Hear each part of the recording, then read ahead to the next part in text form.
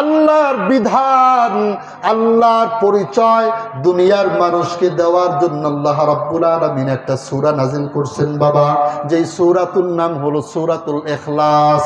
মাত্র ছোট্ট একটা সূরা। মক্কার কাফেররা আল্লাহর পয়গম্বরের কাছে এসে বলতেছে, হে মুহাম্মদ, তুমি কোন রবের ইবাদত করো? তোমার রবের পরিচয়টা একটু আমাদের কাছে দাও। কোন রবের ইবাদত তুমি করো?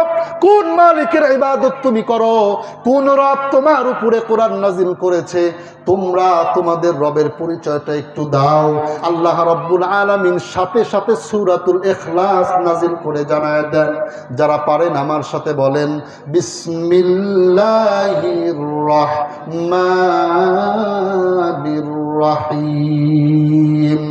কুল হুয়াল্লাহু আহাদ আল্লাহুস সামাদ লাম ইয়ালিদ ওয়া লাম ইউলাদ ওয়া লাম ইয়াকুল লাহু কুফুয়ান আহাদ। জোরে বলেন আল্লাহু আকবার। যতগুলো মানুষ সূরাতুল ইখলাস পড়েছেন, আল্লাহ রাব্বুল আলামিন প্রত্যেকটা বান্দার আমলনামার ভিতরে এক খতম কোরআন পড়ার সওয়াব দান করেছে। বলেন সুবহানাল্লাহ।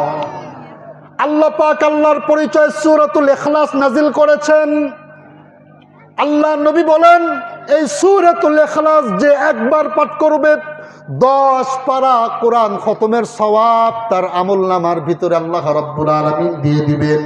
2 বার যে পাঠ করবে 20 পারা কোরআন খতমের সওয়াব আল্লাহ পাক রব্বুল আলামিন তার আমলনামায় দান করবেন। 3 বার যেই সূরাতুল ইখলাস পাঠ করবে আল্লাহ পাক পুরা এক খতম কোরআন খতম করার সওয়াব বান্দার আমলনামায় দিয়ে দিবে।